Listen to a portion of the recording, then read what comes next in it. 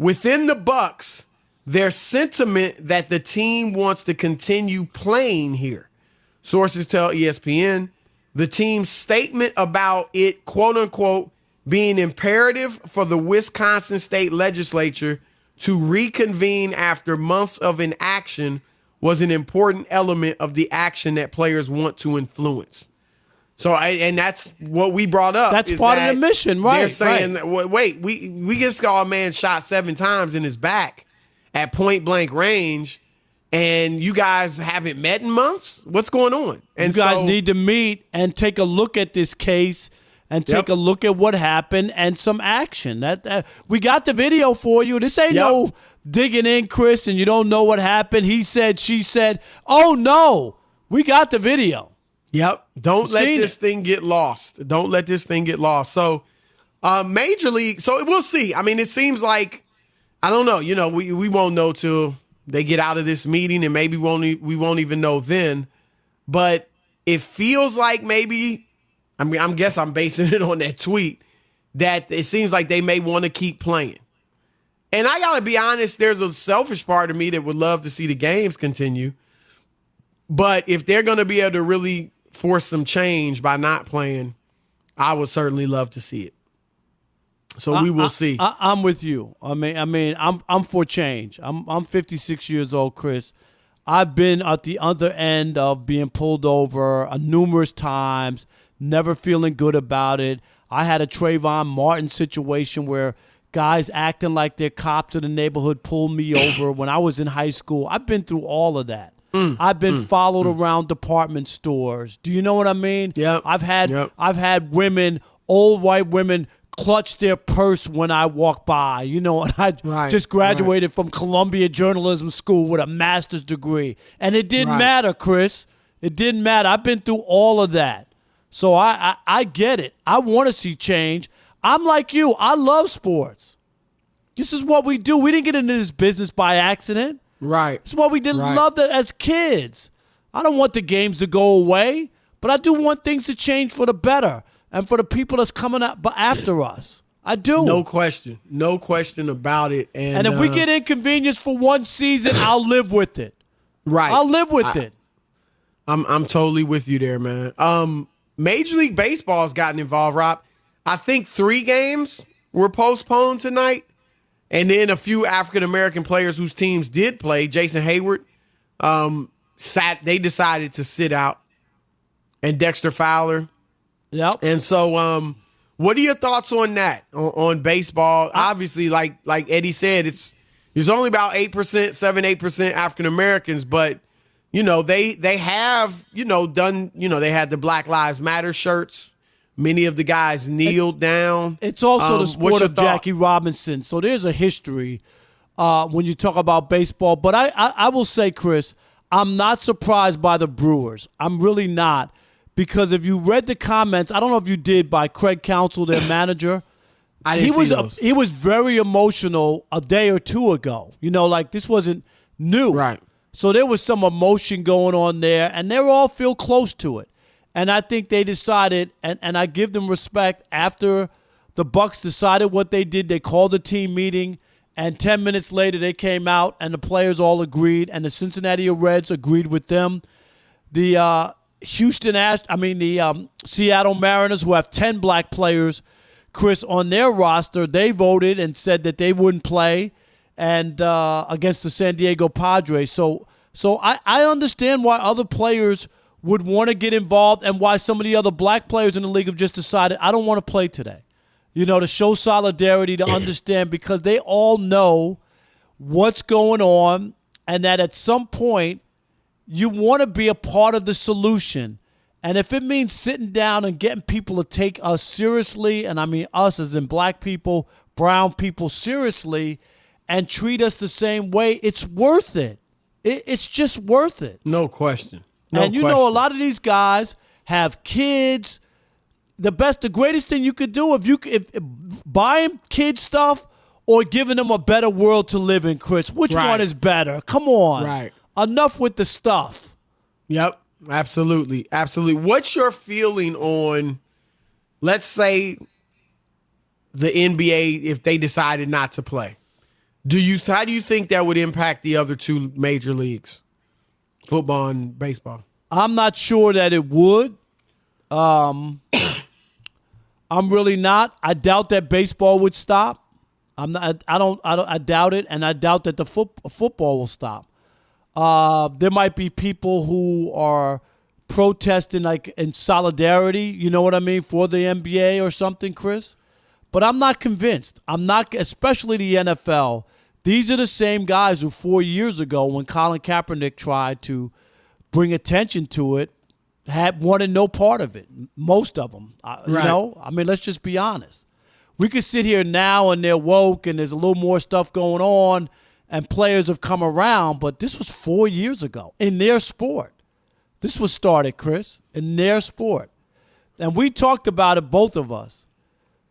If there was any solidarity, Colin Kaepernick would have been back in the league. There would have been attention brought to this. People love their football. And here's the other one. Does it feel the same? Does college football have to go on now? Like all those kids, you know? Like, think about that. That's a great point, because seriously, the college players have shown to be more quote-unquote woke than the pros. So now you're telling me, what are a lot of them thinking when they look at this? They're going to go out there and play. Yeah. Forget the COVID, Chris. Forget that. Now you're going to go and play? Right. That's an interesting point. Well, to that point, Rob, I think more pressure would be on football if basketball, having already started, having been right in the middle of the playoffs. And look, I mean, I know the ratings have been down, but the game's going well, exciting, playoff races. No, that's been great. And stopping, yes. I think the pressure would be on these black players in the NFL. I say it would be more on the NFL than the MLB because of the numbers. Well, yeah, NBA is 80% black. And 70% in the NFL. So you're talking about a large number. And they made the big statement, which was a great video with the Black Lives Matter and all that. But the NBA players have kind of shown them just kneeling, just having the Black Lives Matter T-shirts, just playing the Black National Anthem, which is what they were planning to do at some of the games in the NFL. That can become mundane, right? People get used to it. And then it's not having the impact that you wanted it to have.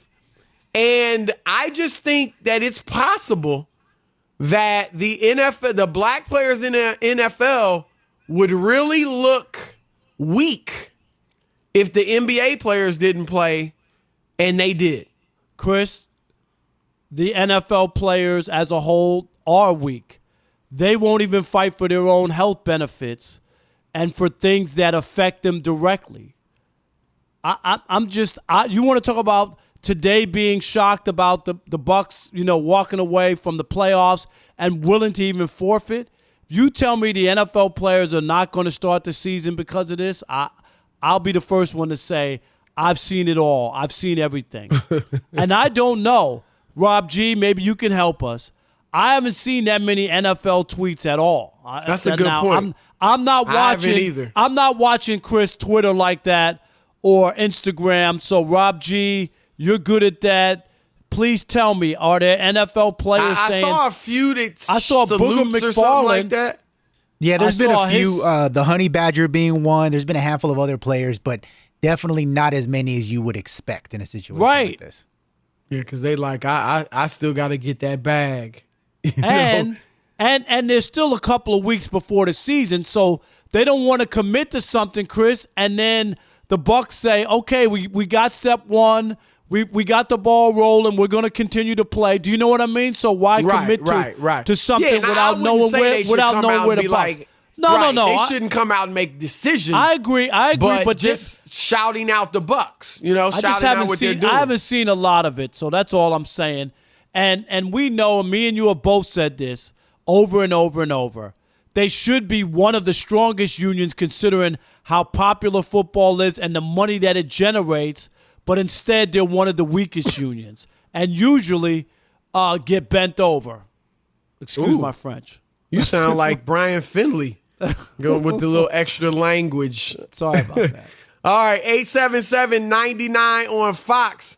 877-996-6369. We want to hear from you guys, as always, whether you agree with Rob and me or not. We want your voice to be heard, and you get to weigh in here with the Odd Couple. If NBA players decide to boycott the rest of the season, here's the question: would you expect baseball and football players to follow suit? We will continue the conversation with you next. It's Chris and Rob, the Odd Couple, Fox Sports Radio. All right, let's kick it off with Max in Georgia. You're on the Odd Couple, Fox Sports Radio. What's up, Max?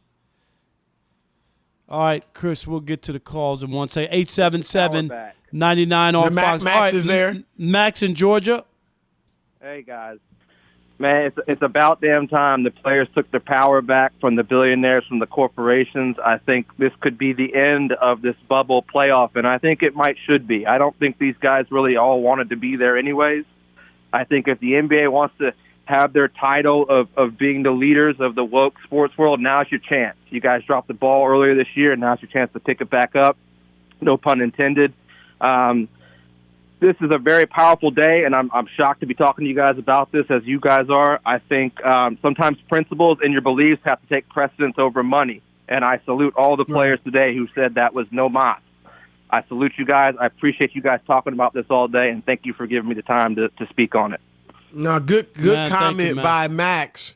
No doubt. Yeah, he makes a great point. Here, the other thing too, Rob, is there were some guys, and you saw this from Paul George last night, that they were having problems in the bubble in general. Yeah, you know what I mean? He talked about depression. Yes, he's been suffering through depression, and he didn't look like it last night. But did he ball out or not? He came out of it, and he said he had to act like he was at the Staples Center with 25,000 fans or 20,000 fans. But he definitely balled out. But yeah, I think a lot of guys are getting tired of this bubble. I'm not saying that's any factor in this. No. Right. But we'll see. You know, I'm sure seeing what happened to Jacob Blake just makes it even worse. No doubt about it. Jim in Arizona, you're on the Odd Couple, Fox Sports Radio. What's up, Jim? Hey, fellas, appreciate you having me on. Everyone kind of echoed the same sentiment, and I'm not vehemently disagreeing, but I want people to consider there's some points that I think have been glazed over that do need to be considered. With the players protesting, boycotting, stepping out, that's employment. It really the Wait, right what was place. that? Well, say that again. You broke up, Jim. We want to hear you. You said with the players boycotting? The players not playing, boycotting, stepping out, this is their employment, this is their job.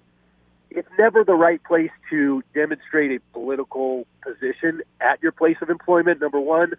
Number two, the demand of we need to have something done or else, it's being done. There's a process. It's going to require an investigation. That takes time. Demanding that the police officer is arrested, that's not realistic. The other thing with this shooting is we've got a lot of shotgun reactions, a lot of knee-jerk reactions, and I understand people are passionate about this because it's a terrible thing for anyone to lose their life. But if you only look at the facts that we do have, there was a scuffle between the individual that was shot and the police. He did walk away. He did have a knife in his hand. He did reach into his vehicle. Definitely not saying this is a clean shooting. It has to be investigated and determined first. But let's wait. Let's get the information and find out that it was a bad shooting before we start burning down cities and everyone freaks out. Like, slow our roll, everyone. Like, we need to. But Jim, let's. This is not a one-time incident. Will you at least acknowledge that there's been? We've seen. I think a lot of players are looking at this as the final straw. Yeah, we've seen this. This is why we're doing. We've seen this movie a number of times. And here's the other thing you talk about. I just want to keep it real with you, Jim. You say you're on your job. You're not supposed to be about political stuff or whatever. So I asked you. You're in Arizona. The National Football League forced the state of Arizona to have the Martin Luther King holiday. Did it not in 1993? Do you know about that, Jim? You know, I'm actually. Oh, we lost him. All right. Well, I would say, too, Chris, my only point is that it's been done before. Don't act like this is brand new. We've seen people strong arm and get things changed, Chris. We lost all the callers. All right. I would say this, Rob, too. Most of us in our jobs, we don't have the power that the players have, that NBA and NFL players have. Right. They are unique. So you're right. Most people, if they went into their job and tried to make some type of political statement, guess what? You're fired. We can get another one just like you. But they can't do that with Giannis Antetokounmpo because they're so so unique. Right. They're so unique in what they do, and they're so one good. in a million. Right. Yeah. Right. You It's not can't like you do can just that. replace them. You can't just go out on the street and say, "Hey, buddy, hey, tall guy, come with me. You're going to play for the Bucks." It doesn't work like that. That gives them leverage. And I think most, regardless of race, if most people have that leverage, if they're put in a situation where they really feel like they need to speak out, they will, if they have that leverage. But the caller's right in that the average Joe at the average job is just feeling fortunate to have his job. And so I think that's a difference. I think the other thing is African Americans are always told, wait, right? I mean, here's a little history, and some might not believe this, but it's true if you just look back in the history books. There were, when African Americans were fighting for freedom from slavery, for Jim Crow to be abolished, for civil rights and everything we fought for, even back to slavery, there was a significant percentage of the white population that was saying things are fine. It's not that bad. And that's where the whole stereotype of the slaves are happy. They're singing out in the fields. They're happy to be slaves. You know, they're just a jolly people and they're childlike and all that. It's not like people who are saying today, what are you complaining about? Right. Look at all you guys these millionaire millionaires. athletes. Right. Look at Chris and Rob. You got radio shows. I'd love to have your job. Yep. This is not new. And neither are a few rich African Americans. In slavery, Rob, you remember from Bill Rhoden's book, $40 Million Slaves. Right. The first jockeys, horse jockeys, like used Kentucky to be Derby, black. right? Yes. Right. Blacks used to dominate horse racing like they dominate the NBA right now.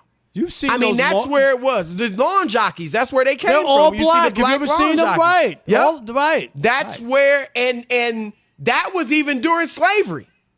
So you had some blacks here and there making money. Or you had entertainers. You had the minstrel shows. You had the and this is just a fact, coon music and coon shows and all that, where blacks would make good money while the majority of blacks were in deep poverty or slavery. And so you can't just point to LeBron James or one great athlete or one great entertainer, Oprah Winfrey, who's rich, and say, oh, things are fine. Right. You know, I'm not saying you guys things haven't gotten great. much better. Oh, yeah. Yeah, but we're not treated equally on the whole. That's clear. And unless you're gonna call all these players and Doc Rivers and everyone else, Rob and myself, just straight up liars, you think we tripping? I mean, so that's an element of this conversation people have to understand is always there. It's not new for whites to be thinking, man, things are fine. Relax. You know, that dates back to even slavery. All right.